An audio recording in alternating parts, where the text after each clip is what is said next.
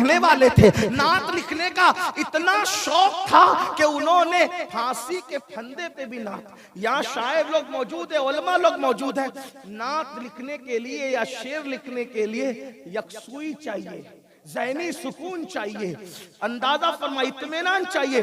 जब नात लिखी जाती है सुकून हो तब लिखी जाती है, करार हो तब लिखी जाती है, तन्हाइयां हो तब लिखी जाती है। हड़बुंग में कोई नात लिखता है, हंगामे में कोई नात। मेरे भाई जलसे के हंगामे में जहन से मजामीन निकल जाते हैं मुकर्रिरों के, अंदाजा फरमाएं। जलसे का हंगामा जहन का मजमून निकाल देता है, तो वो हंगामा कितना बड़ा खतरनाक होगा कि सामने फांसी का फंदा लटका हुआ है और जान जाने वाली है, चंद लम्हों के मेहमान है। और सैयद किफायत अली काफी मुरादाबादी से कहा जाता है, काफी कोई आखिरी ख्वाहिश हो तो पेश करो। तो आप कहते हैं आखिरी तमन्ना तो यही है, सारी जिंदगी जिसके गुन गाता रहा, आखिरी एक नात का इजाफा करके मैं दुनिया से चला जाऊं।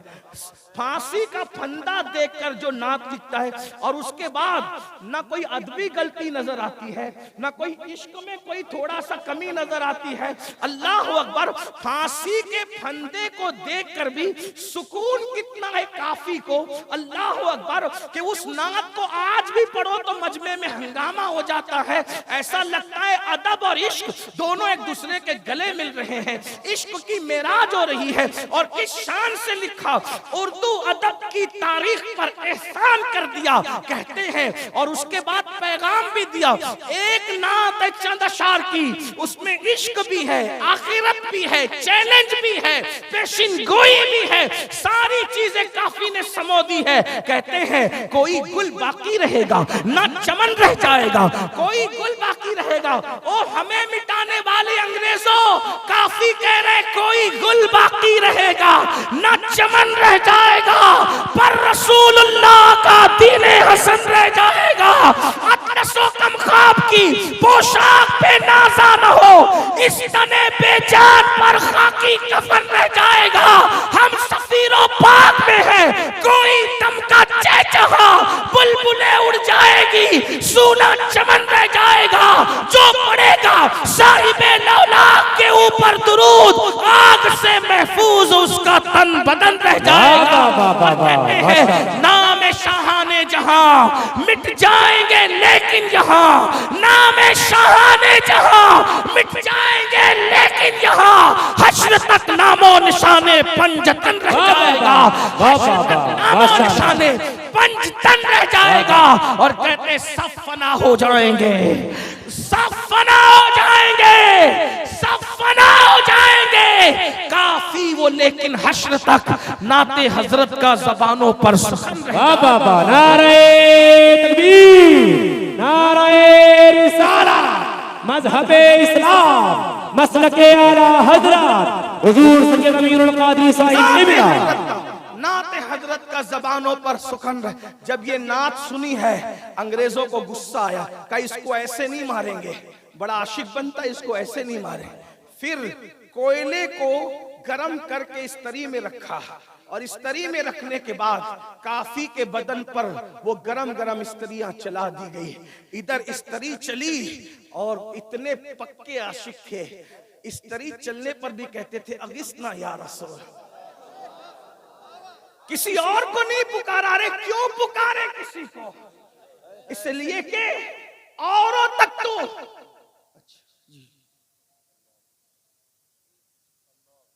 और 1 लाख की औरतों को अता फरमाता है और अल्लाह ताला इतने ही गुनाहों को माफ फरमाता है। और अजान में कुल 15 कलिमात होते हैं। अगर कोई मर्द पूरी अजान का जवाब दे तो अल्लाह तबारक व तआला उसे 30 लाख की अता फरमाता है। और अगर कोई अजान के अंदर मोहम्मद पाक सल्लल्लाहु अलैहि वसल्लम का नाम सुनकर आंखों से लगाए और कहे कुर्रतु ऐनी बिका या रसूल अल्लाह, और यूं कह रदीतु बिल्लाहि रब्बा व बिल इस्लाम दीना व सय्यदना मुहम्मद सल्लल्लाहु अलैहि वसल्लम नबिय्यन व रसूला, आका इरशाद फरमाते हैं मैं ऐसे को अपने उसका हाथ पकड़कर जन्नत में लेकर के जाऊं। बड़ी बरकत है। और जो अजान सुनकर दुनिया की बात करे, भाई अगर अजान हो रही हो और फिqही मसला बयान हो रहा हो तो बयान कर सकते हैं, दीन की बात कर रहे हो, दीनी मसला बयान हो रहा हो तो बयान कर सकते हैं, लेकिन दुनिया की बात नहीं कर सकते। अगर अजान के वक्त कोई दुनिया की बात करता है तो हदीस पाक में आता है डर है कि वो मरेगा तो काफिर होके मरेगा, इसलिए अजान की बेहुरमती न किया करें। एक बार सब दुरूद शरीफ पढ़ने, बात में एंड की तरफ पहुंचा दूं। रब्बि सल्लि व सल्लिम दाइमन अबदा अला हबीबिका खैरुल खल्क़ि कुल्लिहिम। हम लोग महफिलों में तो अजान का ख्याल करते हैं, घर में ख्याल नहीं करते, बल्कि अगर क्रिकेट चालू हो तो टीवी भी बंद नहीं करते, आवाज कम कर देते हैं। वजह यह है कि कोई गेंद का शॉट ना छूट जाए। सीरियल चालू हो तो भी बंद नहीं करते ताकि वो जो देखना चाहते हैं वो ना छूट जाए। अल्लाह के बंदो रहम करो अपने आप पर, सब कुछ लुट चुका बचा क्या है। अगर अब भी ना सुधरे तो फिर क्या होगा, अब भी ना बदले तो क्या होगा। एक बार दुरूद शरीफ पढ़े, बात इख्तिताम की तरफ पहुंचती है। दुरूद शरीफ पढ़ने को कहा जा रहा है, अगर पढ़ेंगे तो हजारों दुरूद एक साथ आका की बारगाह में पहुंच जाएंगे। अल्लाह रब्बु मुहम्मदिन सल्लल्लाहु अलैहि वसल्लम नहनु इबादु मुहम्मदिन सल्लल्लाहु अलैहि वसल्लम सलातु व सलामन अलैका या जद्दल हसन वल हुसैन। तो काफी मुरादाबादी रहमतुल्लाह अलैह के बदन पर जब इस्त्रियां फेरी गई तो आपने उस वक्त अगिस्नी या रसूल अल्लाह इतने फना थे, और जब अगिस्नी या रसूल अल्लाह कहा तो हमारे बुजुर्गों ने फरमाया उस वक्त उनको आलमे बेदारी में रसूलुल्लाह की ज़ियारत नसीब। तब काफी ने कहा था रोते हुए, या रसूल अल्लाह अगर मुझे पहले पता होता कि इस मंजिल से गुजरने के बाद आपकी ज़ियारत होती तो मैं इतनी देर न करता, ये स्त्रियां मैं पहले फिरवा लेता। इसलिए कि आका ये जान भी आपकी है, सब कुछ आपका, ये इश्क था। तो याद रखना, पहली चीज रसूलुल्लाह की मोहब्बत, दूसरी चीज आलुल बैत की मोहब्बत। और आलुल बैत की मोहब्बत सिर्फ माज़अल्लाह हाथ चूमने तक और नजर पेश करने तक नहीं, बल्कि वाकई सच्ची मोहब्बत जैसे इमाम अहमद रजा के दिल में थी।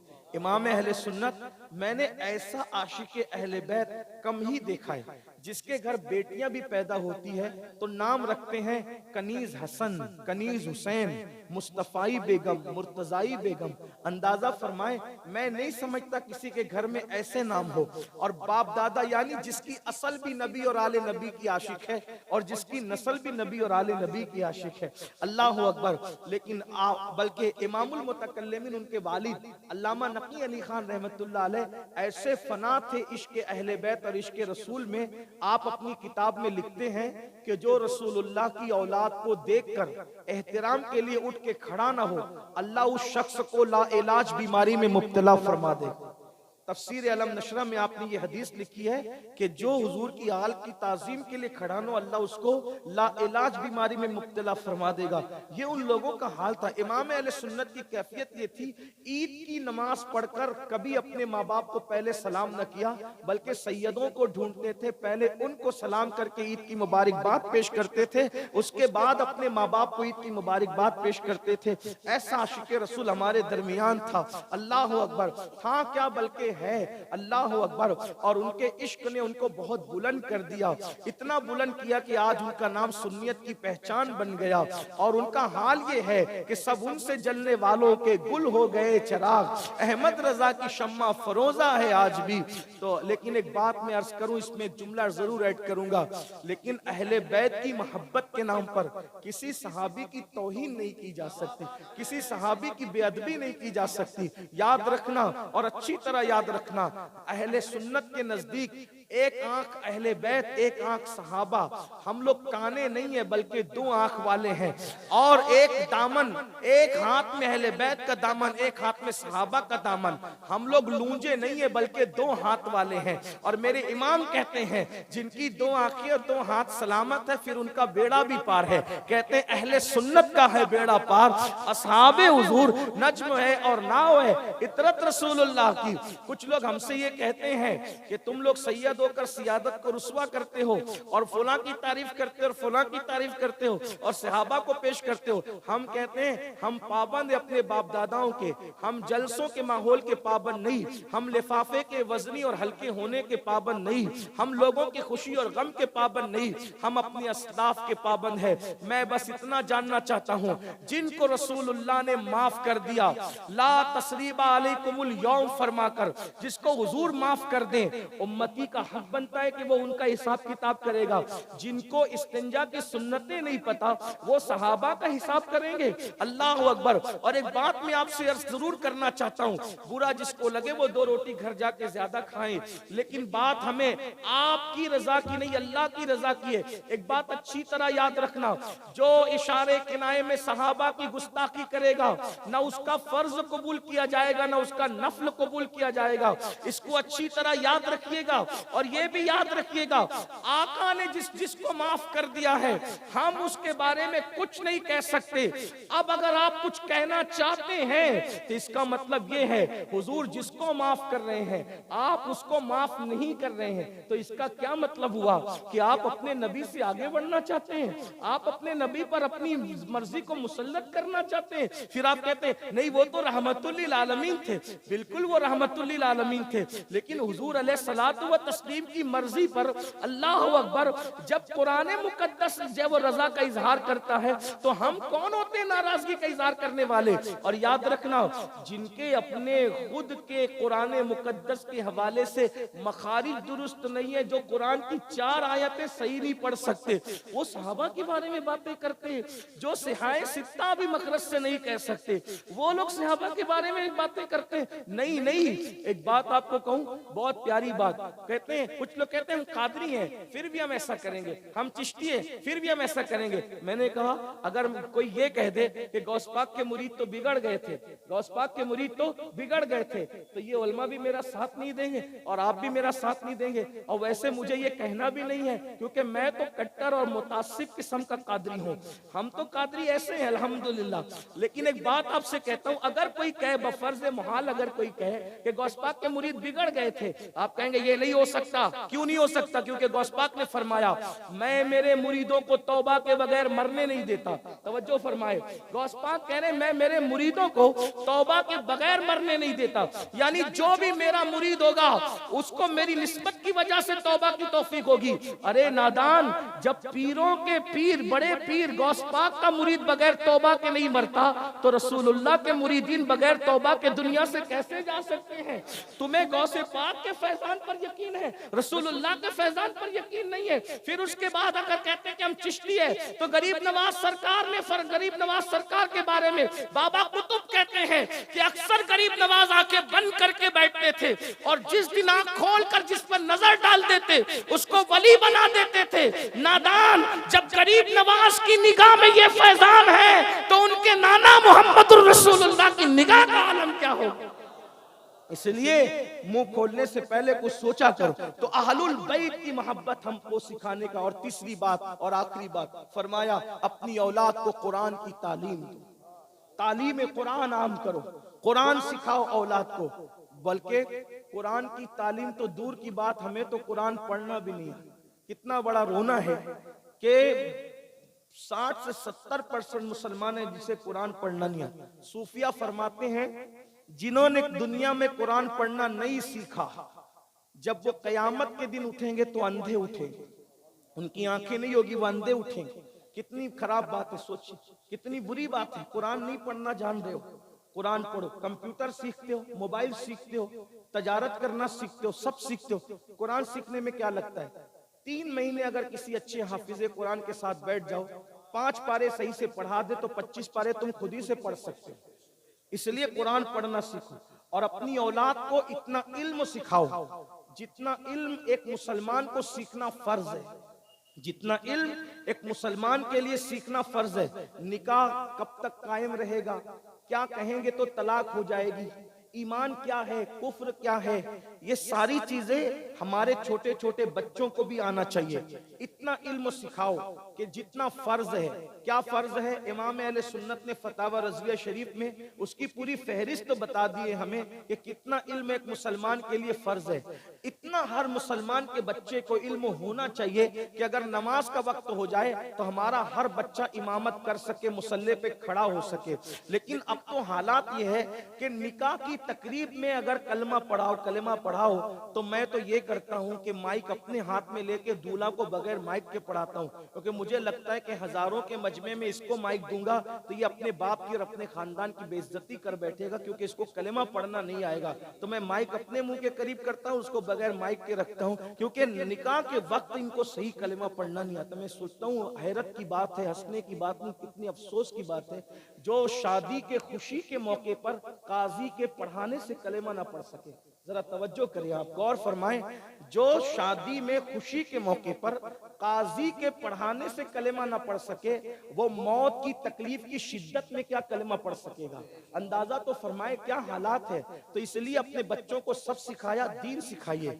और जो मदरसे, जो उलमा दीन की खिदमत कर रहे हैं, इल्म की खिदमत कर रहे हैं, तालीम की खिदमत कर रहे हैं, उनका साथ दो, उनकी मदद करो। और अल्लाह अकबर, रसूमात पर पैसे खर्च करने की बजाय दीनी इदारों पर पैसे खर्च करो। मैं लोगों को ये बात कहता हूँ, काश हजरत शाहजहां को कोई ये मशवरा देता कि मुमताज के नाम पर ताजमहल बनाने की बजाय एक मुमताज यूनिवर्सिटी बना देते तो कौम का भी फायदा हो जाता, मुमताज का नाम भी क़यामत तक जिंदा रहता। तो जो गलतियां आपके बाप दादाओं ने की है ना, वो आप ना करें। मैंने कल की मजलिस में भी ये बात कही कि 2 करोड़ का मस्जिद का मीनार तामीर मत करो, वो 2 करोड़ का अच्छा इदारा तामीर करो, अच्छा स्कूल तामीर करो, अच्छा मदरसा तामीर करो। और उलमा और सादात यहाँ मौजूद हैं, अगर गलती करूंगा तो ये अभी इस्लाह कर लेंगे, मैं इंशाअल्लाह अपनी बात से रुजू हो जाऊंगा। आपको ये भी कहता हूँ, अब्बा का इंतकाल हो जाए तो मस्जिद में कुरान शरीफ मत दो, इसलिए कि मस्जिद में कुरान शरीफ 8-10 काफी है पढ़ने के लिए। थप्पी थप्पी थप्पी थप्पी लगी है, हमारी मस्जिद में भी लगी हुई है। और हर साल जो वो उसके लिए कोई ना कोई कबाट खरीदना पड़ता है या उसको कहीं सजा के रखना पड़ता है, और वो कुरान इस्तेमाल में नहीं आते। 8-10 कुरान काफी है। एक काम किए क्यों नहीं करते कि अब्बा के नाम पर मस्जिद में कुरान रखने की बजाय किसी बच्चे की फीस क्यों नहीं भर देते इसाले सवाब के लिए? अब्बा के नाम पर उसको किताब क्यों नहीं दे देते इसाले सवाब के लिए? अब्बा के इसाले सवाब के लिए उसको कापियां खरीद के क्यों नहीं दे देते? अब्बा के इसाले सवाब के लिए उसको कलम खरीद के क्यों नहीं दे सकते? सिर्फ एक सबक सुनाने के लिए एक बात मैं कहना चाहता हूँ। आज हर बंदा क्या कहता है, मेरे अब्बा का इंतकाल हो गया हजरत, मैं कुआं खुदवाऊंगा, बोरिंग खुदवाऊंगा। भाई क्यों? का रसूलुल्लाह ने फरमाया कि कुआं खुदवाओ। एक बात मैं सिर्फ कहना चाहता हूँ, देखिए इल्म है और सिर्फ सबक सुनाने के लिए उलमा के दरमियान पेश कर रहा हूँ। गलती करूंगा तो ये इस्लाह कर देंगे, मैं अपनी बात वापस ले लूंगा। ये मेरा अपना नजरिया मैं आपके सामने हदीस की रोशनी में पेश कर रहा हूँ। अल्लाह के रसूल से हजरत साद ने पूछा था कि या रसूल अल्लाह, मेरी माँ का इंतकाल हो गया, मैं क्या करूं कि उनको इसाले सवाब करूं? तो आका ने फरमाया कुआं खुदवा दो। तो आज सब लोग कहते हैं कि कुआं ही खुदवाओ, बोरिंग ही खुदवाओ, क्योंकि हुजूर ने फरमाया। मेरे भाई, कुआं खुदवाने की बात हुजूर ने नहीं की। दरअसल अगर आप उसका बैकग्राउंड देखेंगे तो पता चलेगा, उस दिन जिस दिन हजरत साद ने पूछा था माँ को इसाले सवाब किसका करूं, तो उस दिन मदीने वालों को पानी की सख्त जरूरत थी, इसलिए आका ने फरमाया कि कुआं खुदवा दो। आका अलैहिस्सलाम ने कुएं को फोकस नहीं किया, लोगों की जरूरत को फोकस किया। तो उस वक्त कुएं की जरूरत थी, और आज मुसलमानों को एजुकेशन की जरूरत है, आज मुसलमानों को कलम की जरूरत है, आज मुसलमानों को अच्छे इदारों की जरूरत है। जब ये बात कही जाती है तो कुछ लोग हकारत से कहते हैं ये मौलवी लोग अपनी सेटिंग करते हैं सब। मैं कहता हूं हैरत की बात यह है, मौलवी किसके लिए करता है? मौलवी किसके लिए? अपने लिए करता है। आप बताइए, अपने लिए करता है। ये जो इदारे बनाई उलमा ने कि ये कब्रों में अपने सीने पे ले जाएंगे या छोड़ करके जाएंगे। अल्लामा सैयद नईमुद्दीन मुरादाबादी ने जो इदारा बनाया वो साथ ले गए या रख करके गए? ये तो सारे इदारे जमीन पर होते हैं ना। आप जो बना रहे, हाफिज मिन्नत ने बनाया, लेकर के गए या छोड़ करके गए? आज ये उलमा, एक बात याद रखना, मदारिस के दुश्मनों, अगर ये मदरसे खत्म हो जाएंगे तो तुम्हें अच्छे इमाम नहीं मिल सकते। और देख लो, वहां जहां मदरसों की अहमियत नहीं है वहां जुमा पढ़ाने की सलाहियत वाले इमाम मौजूद नहीं। आप क्या समझते? उलमा की कद्र करो। उलमा को तुम 2 कौड़ी का मौलवी कह करके उसको जलील करते हो। ये भी एक बहुत बड़ा फितना है कि कौम को उलमा से दूर करो, इसलिए कि जिस दिन उलमा से कौम को दूर कर दिया जाएगा उस दिन उनका ईमान छीनना आसान हो जाएगा। ये भी बहुत बड़ी साजिश है। इमाम ने लिखा फतावा रज़विया शरीफ में कि आलिम की तौहीन इंसान को कुफ्र तक ले जाती है।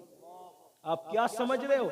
सरकार गरीब नवाज ने अपने मलफूज में फरमाया, एक शख्स मरा, किबले की तरफ उसका रुख नहीं होता था कब्र में, तो लोगों ने बहुत कोशिश की, तो किसी साहिब कश्फ ने कहा इसका मुंह कभी किबले की तरफ नहीं हो सकता, क्योंकि जब ये जिंदा था उलमा को देखता था तो घमंड की वजह से मुंह फेर लेता था। इसने उलमा से मुंह फेर लिया जीते जी, मरने के बाद अल्लाह ने किबले से इसका मुंह फेर दिया। इसलिए उलमा की इज्जत करो, उलमा का एहतराम करो। लेकिन मैं अपने उलमा की तो कोई इस्लाह नहीं कर सकता, लेकिन उनका छोटा भाई होने की, जूतियां बरदार होने की वजह से एक बात जरूर कहता हूं, हमारे अंदर भी वकार, फजल खैराबादी सा होना चाहिए, किफायत अली मुरादाबादी सा होना चाहिए, मुफ्ती सदरुद्दीन आजुर्दा सा होना चाहिए। जिस वक्त तो फजल खैराबादी को कहा था ना अंग्रेज जज ने, वो शागिर्द था हजरत का, लेकिन हजरत पे मुकदमा चल गया, तो उसने कहा था हजरत आपसे प्यार है, एक बार कह दो कि ये फतवा जिस फजल हक ने लिखा है वो फजल हक मैं नहीं हूँ, वो कोई और है,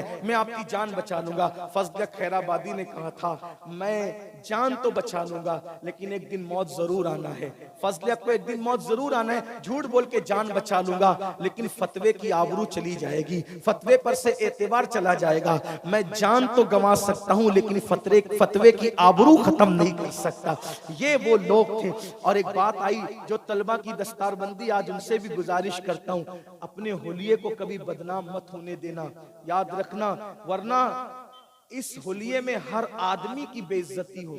देखो कोट पहनने वाले की सब इज्जत करते हैं, लेकिन जुब्बा पहनने वाले को आता देख करके लोग दाएं बाएं आंखें कर लेते। क्यों? क्योंकि हमने कहीं ना कहीं होलिये को बदनाम किया। दो चार लोग बदनाम करते हैं, पूरी कौम बदनाम होती है। बड़ा मशहूर वाकया है, हजरत सैयदना इमाम बुखारी रहमतुल्लाह अलैह का। तालिबे इल्म थे आप, और आपके पास उस वक्त 1000 दिरहम मौजूद।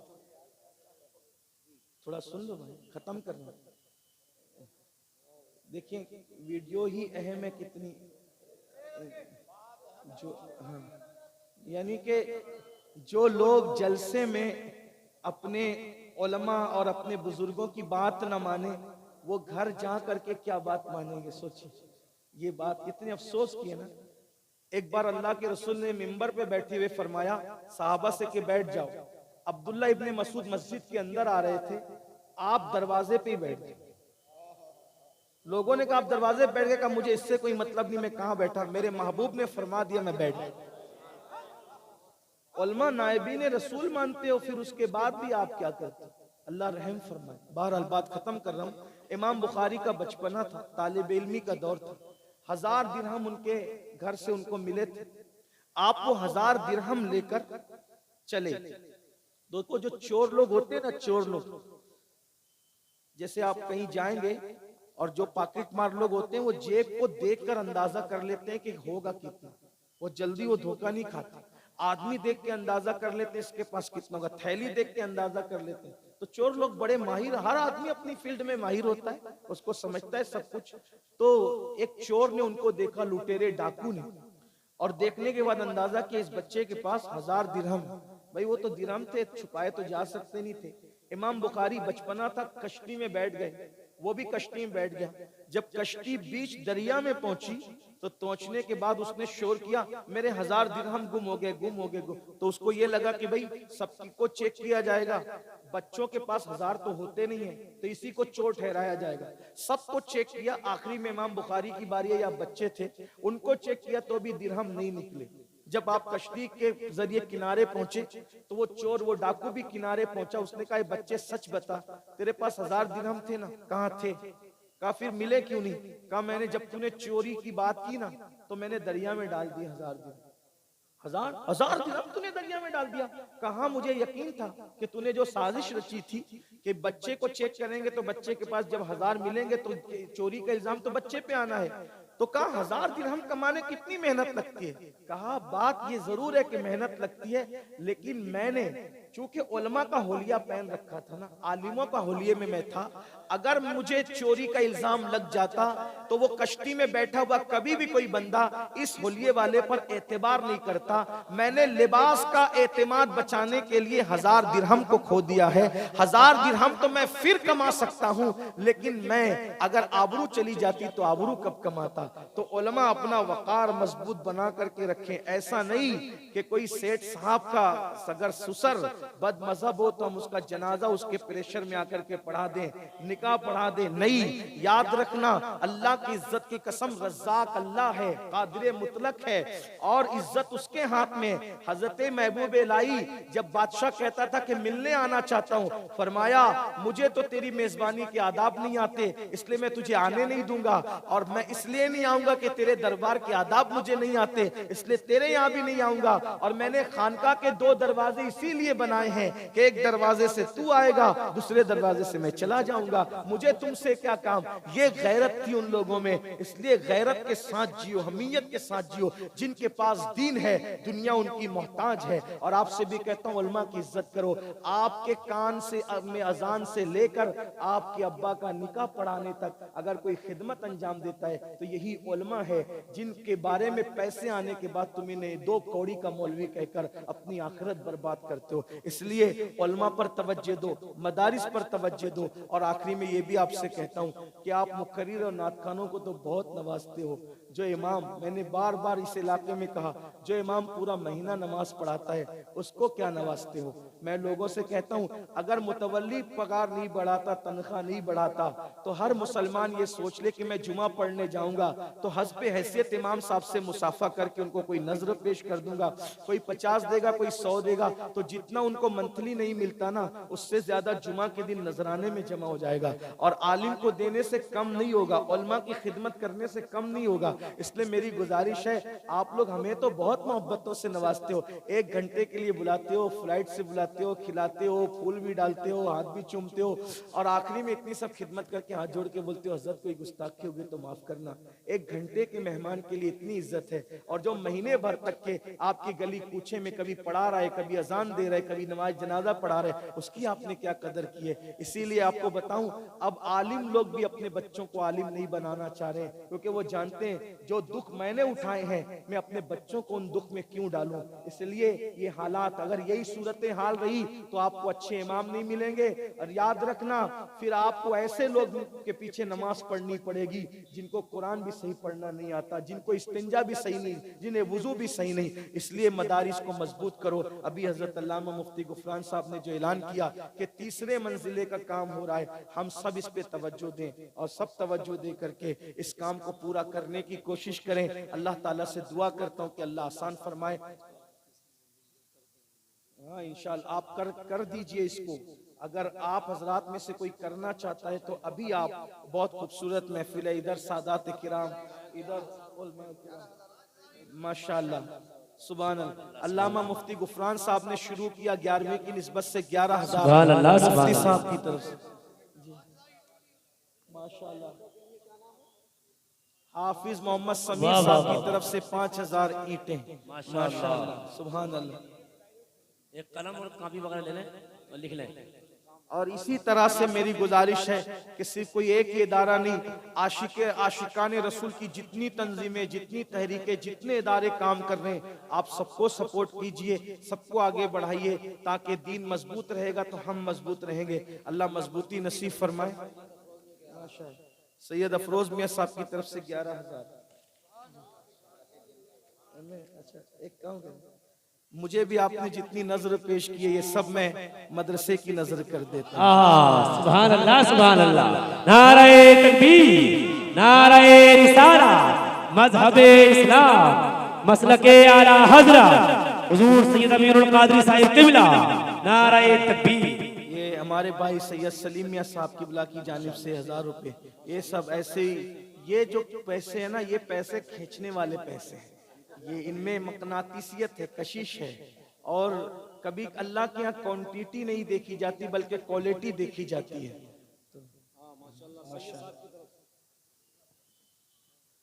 बात आगे बढ़ाइए, वो जो लोग लिखा रहे माशाअल्लाह। खुशी की बात यह है, आप देख रहे हैं 2000 भाई। अरे वाह, एक कमरे के लिए मोहम्मद शान आलम माशाअल्लाह, बहुत अच्छे नाम लिखते रहे, फौरन भूल मचाना, एकदम तेजी के साथ लिखते रहे। और 11,000 रुपए माशाअल्लाह। माशाअल्लाह ये 11 कर दो, 11 हाँ 11,000 रुपए माशाअल्लाह। अल्लाह सलामत रखे। वाह वाह वाह माशाअल्लाह। 11,000 रुपए। माशाल्लाह।